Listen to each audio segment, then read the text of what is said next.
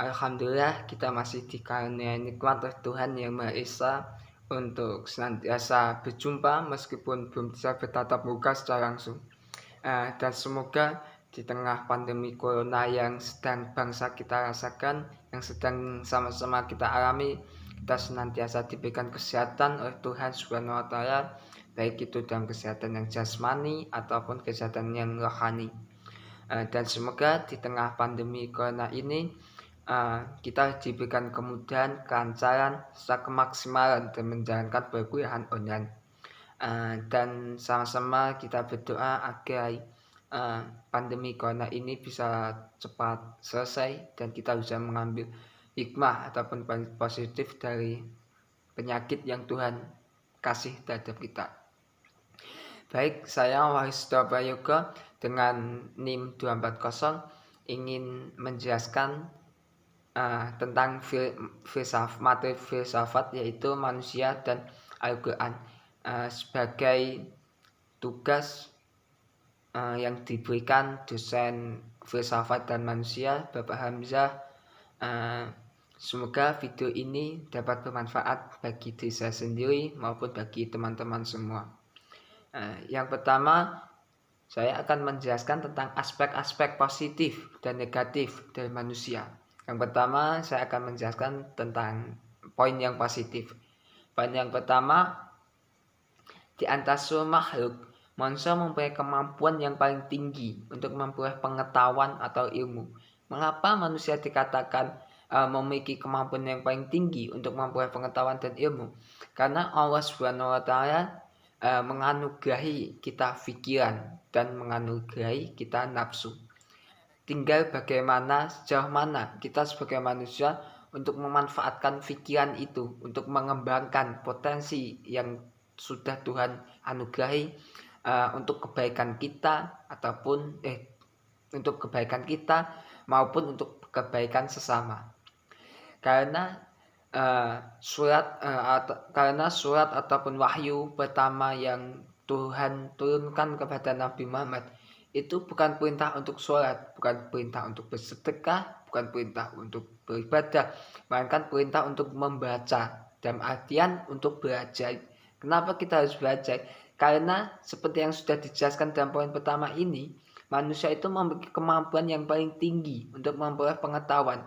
Bahkan dalam hadis Nabi sudah dijelaskan, tuntutlah ilmu meskipun sampai ke negeri Cina. Dalam artian bukan untuk kita harus menuntut ilmu kepada Cina, tetapi dalam menuntut ilmu kita itu tidak harus memandang batas wilayah, bukan untuk memandang geografis, budaya, tapi menuntut ilmu itu kita harus berani untuk sejauh mungkin untuk fight, untuk terus berusaha untuk mendapatkan ilmu. Karena kita mau menuntut ilmu, di dalam hadis juga sudah dijelaskan bahwa ketika kita lahir sampai kita kelak dikuburkan di liang lahat, itulah anjuran kita untuk senantiasa belajar untuk mencapai pengetahuan atau ilmu. Selanjutnya, fitrah manusia itu sedemikian rupa sehingga secara intuisi manusia mengetahui bahwa hanya ada satu Allah Subhanahu wa Ta'ala. Kalau manusia tidak percaya atau masih meragukan atau mengalami keraguan, hal itu abnormal atau merupakan penyelewengan dari fitrahnya. Karena fitrah manusia itu percaya bahwa adanya Sang Pencipta, percaya bahwa mereka itu adalah makhluk ciptaan. Jika ada kasus atau ada manusia yang mengalami ketidakpercayaan atau keraguan bahwa mereka itu hasil dari sebuah ciptaan, sejatinya mereka itu bisa dikatakan abnormal karena mereka menyeleweng terhadap fitrah atau sifat dasar dari manusia itu sendiri. Selanjutnya, manusia adalah gabungan yang natural dan eksternal, yang material dan non-material, serta yang jasmani dan rohani. Tuhan menciptakan manusia itu makhluk yang paling sempurna, makhluk yang paling lengkap. Kenapa bisa dikatakan seperti itu? Karena Tuhan menciptakan manusia itu tidak cuma menganugerahi kita nikmat dengan apa yang bisa kita lihat, apa yang nampak, melainkan juga menganugerahi hal-hal yang berada di dalam diri kita, rohani kita, bukan cuma jasmani. Tinggal sejauh mana kita mempergunakan aspek-aspek jasmani itu dan rohani itu untuk kebajikan. Seperti halnya aspek jasmani kita dianugerahi kaki. Bagaimana kita bisa mempergunakan atau memanfaatkan nikmat kaki itu untuk kebajikan, seperti halnya untuk berbagian ke tempat-tempat yang positif, tempat-tempat yang baik, seperti untuk ke masjid ataupun untuk mencari ilmu, untuk menuntut ilmu. Itu bisa selanjutnya seperti hanya Tuhan menganugerahi kita mata, bagaimana kita bisa mempergunakan, bagaimana kita bisa menjaga dengan senantiasa memandang hal-hal yang positif dan menghindari yang negatif, serta hal-hal yang bersifat jasmaniah, bersifat rohaniah, seperti hanya hati, hanya jiwa, pikiran. Itu senantiasa dengan hati kita senantiasa untuk berzikir kepada Allah, senantiasa mengingat kepada Allah, dan dengan pikiran senantiasa kita berpikir hal-hal yang positif, berpikir hal-hal yang bersifatnya maju, berkembang untuk kebaikan kita sendiri ataupun kebaikan sesama. Selanjutnya, segala yang baik di bumi ini telah diciptakan untuk manusia. Karena itu, manusia mempunyai hak untuk memanfaatkan secara halal. Karena manusia itu diciptakan karena Allah menciptakan manusia di bumi itu sebagai khalifah. Manusia itu diciptakan untuk menjaga, untuk memelihara, untuk melestarikan bumi yang telah Allah ciptakan itu. Dan jika ada kasus atau ada hal-hal yang bertentangan tentang hal tersebut, itu sejatinya mereka melanggar fitrah yang telah Allah karuniai, fitrah yang manusia sebagai khalifah manusia untuk menjaga, untuk memelihara bumi itu sendiri. Dan yang selanjutnya, manusia memperoleh karunia berupa cita rasa wawasan moral. Manusia mengetahui mana yang baik dan mana yang buruk dan menggunakan ilham alamiahnya. Manusia berbeda dengan makhluk ciptaan Allah yang lain. Manusia diberikan kemampuan untuk bisa melihat mana yang baik dan mana yang buruk, mana yang bermanfaat dan mana yang tidak bermanfaat, mana yang berguna dan mana yang merugikan bagi manusia itu sendiri. Berbeda dengan hewan yang siklus kehidupannya hanya mencari makan, hanya menambah keturunan, dan hanya hanya istirahat. Manusia itu jangkauannya lebih luas. Manusia itu bisa melihat mana yang baik, bisa mengamalkan apa yang bisa ia amalkan, bisa melihat mana yang buruk, dan bisa menghindari hal-hal yang merugikan bagi dirinya ataupun bagi sesamanya. Selanjutnya saya akan menjelaskan poin yang kedua, yaitu poin yang negatif. Yang pertama, dan apabila manusia ditimpa bahaya, dia berdoa kepada kami atau kepada Allah dalam keadaan yang berbaring, duduk, ataupun berdiri. Namun setelah hilang bahaya itu darinya, dia kembali terhadap kesesatan ataupun dia tidak pernah berdoa kembali kepada Allah untuk menghilangkan bahaya yang telah menimpanya. Ini merupakan sifat manusiawi, sifat manusia secara umum. Ketika kita mengalami musibah, kita mengalami bencana, kita mengalami kesusahan, kita pasti senantiasa berdoa, memohon, meminta bantuan ataupun pertolongan dari Allah. Baik itu dalam seperti yang dijelaskan di materi ini, baik itu dalam posisi yang duduk, berdiri, atau bahkan berbaring. Kita senantiasa mengingat dosa-dosa kita. Kita senantiasa mengingat bahwa zat Allah itu Maha Kuasa. Kita meminta bantuan supaya Allah memudahkan kita meminta tolong supaya Allah segan untuk mencabut musibah atau diberikan kemudahan. Akan tetapi ketika Allah sudah mengabulkan permohonan, sudah menghilangkan musibah, menghilangkan bencana, manusia akan kembali ke sifat dasar manusia. Manusia akan lalai, manusia akan lupa, manusia akan kembali ke jalur kesesatan atau yang terjerat. Itulah sifat manusia. Jadi kita sebagai manusia harus senantiasa mengingat atau senantiasa bertawakal terhadap Allah. Baik itu dalam keadaan yang susah, kita harus senantiasa bersyukur. Kita harus senantiasa melewati cobaan itu dengan ikhlas, dengan berpikir positif bahwa cobaan ini ada nikmat dari Tuhan. Cobaan ini Tuhan ingin melihat sejauh mana iman kita, sejauh mana ketakwaan kita, sejauh mana kita bisa berjuang untuk melewati cobaan yang Tuhan karuniai. Dan ketika kita sudah berhasil, kita akan naik ke level yang lebih tinggi. Itulah yang Tuhan pengen lihat dari kita. Bukan Tuhan pengen melihat kita susah, melainkan Tuhan pengen melihat kita berada di level manusia yang lebih tinggi, manusia yang lebih berguna, manusia yang lebih bertakwa, manusia yang lebih baik dari sebelumnya.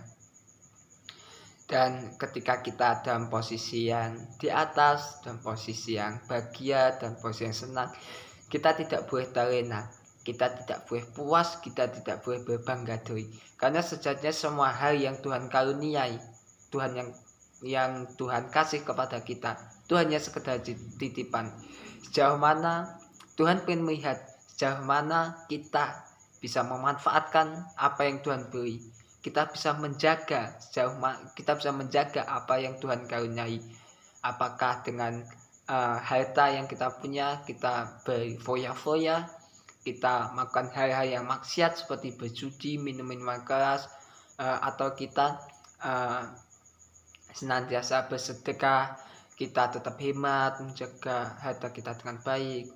Itulah sejatinya. Karena enggak semua hal-hal yang baik untuk kita itu berupa nikmat. Tuhan ingin melihat kita. Tuhan ingin mengetes kita. Apakah kita sanggup diberikan nikmat seperti itu? Apakah kita lalai atau kita tetap tawakal, kita tetap istiqomah di jalan Allah? Itu yang pengen Tuhan lihat dari kita. Dan yang selanjutnya, dan manusia bersifat tergesa-gesa. Manusia itu bersifat tergesa-gesa. Manusia tidak bisa menikmati atau tidak bisa mencari nikmat dari sesungguhnya dari apa yang Tuhan kasih. Seperti hanya dalam beribadah sholat. Kita dalam posisi sholat, pasti saya pribadi juga saya kurang bisa merasakan nikmatnya sholat itu apa. Nikmatnya sholat itu di mana? Saya lebih sering tergesa-gesa, saya lebih sering lalai. Itu sifat manusia. Manusia itu terlalu tergesa-gesa, padahal nikmat yang Tuhan kasih itu ketika kita bisa merasakannya, kita bisa mencarinya, kita bisa tenang, kita bisa mengingat kepada Allah, tidak tergesa-gesa. Di situlah yang kita bakal menemukan apa yang kita butuhkan.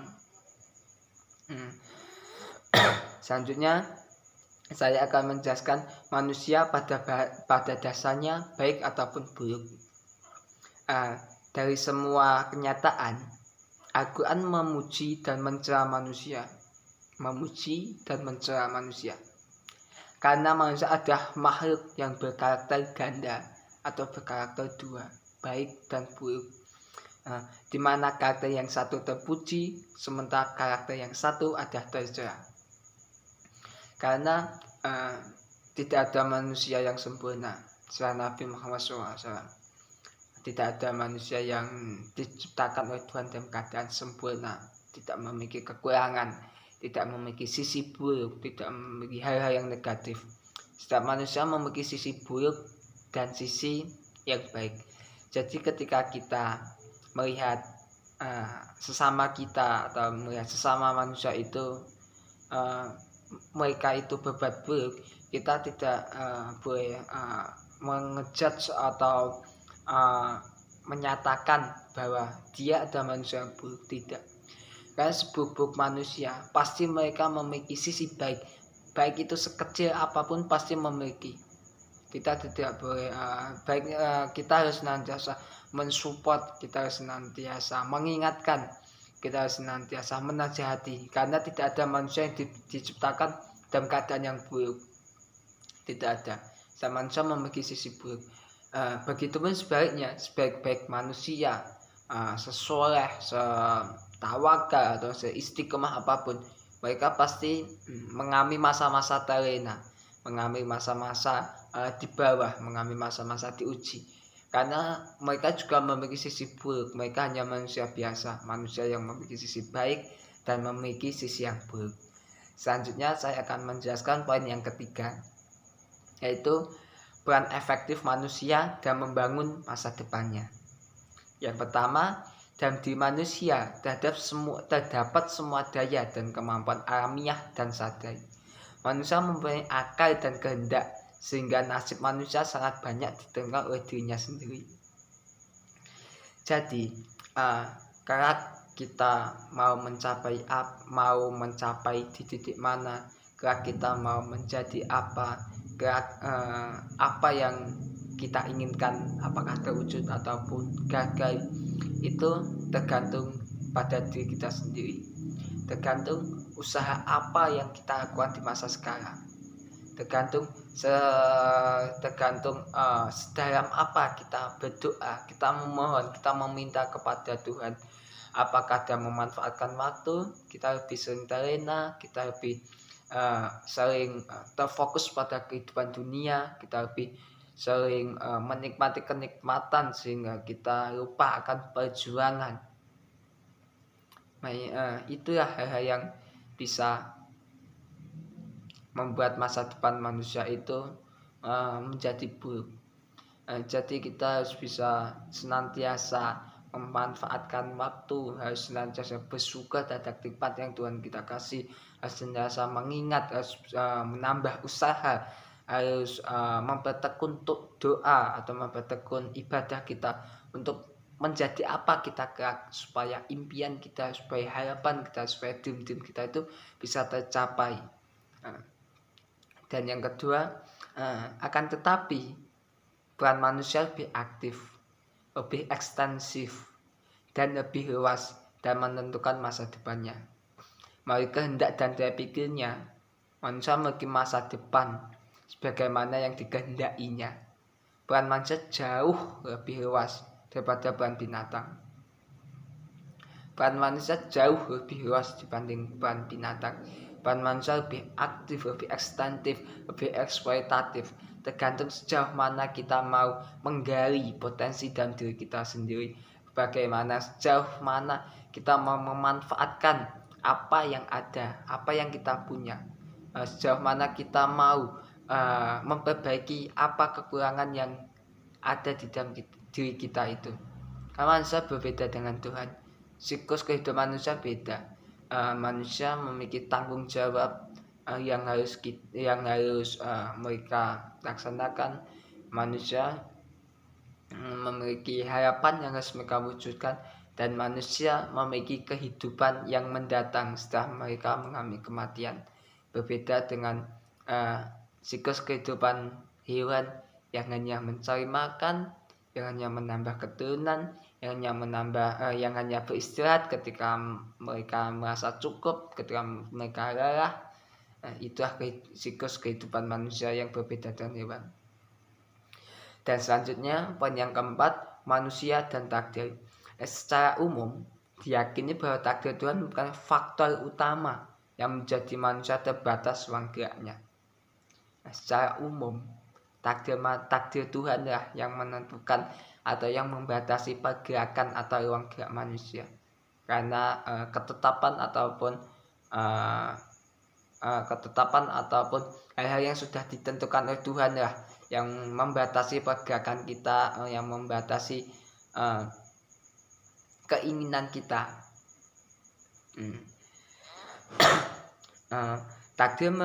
Namun takdir di sini ada dua. Yang pertama ada qada dan qadar. Takdir yang sudah ditentukan oleh Tuhan jauh-jauh hari, yang sudah ditetapkan, yang tidak bisa kita rubah, yang sudah ditulis di Yaumul Mahfuz sebelum kita tercipta, yang kita sebagai manusia tidak punya daya. Kita sebagai manusia tidak bisa berusaha untuk mengubah takdir-takdir tersebut. Takdir itu bisa berupa kematian, bisa berupa jodoh, bisa berupa rezeki, Dan yang takdir yang kedua ada takdir yang bisa kita ubah, takdir yang bisa kita usahakan dengan usaha kita sendiri, takdir yang bisa kita rubah dengan segala daya, segala kemampuan, dan tentunya dengan izin dan dengan bantuan oleh Tuhan Subhanahu wa Ta'ala. Jadi kita sebagai manusia pada intinya tidak boleh berpangku tangan, tidak boleh berpuas diri, tidak boleh terlena terhadap kehidupan dunia, karena manusia itu dianugerahi pikiran, manusia itu dianugerahi ilmu pengetahuan, manusia itu dianugerahi segala hal yang kita butuhkan, karena manusia adalah ciptaan Tuhan yang paling sempurna dibanding makhluk yang lain. Tinggal sejauh mana kita mau memanfaatkan, sejauh mana kita mau menggali potensi, sejauh mana kita mau menambah kekurangan kita. Jadi itu materi yang bisa saya sampaikan. Semoga dapat bermanfaat bagi diri saya pribadi ataupun teman-teman yang lainnya.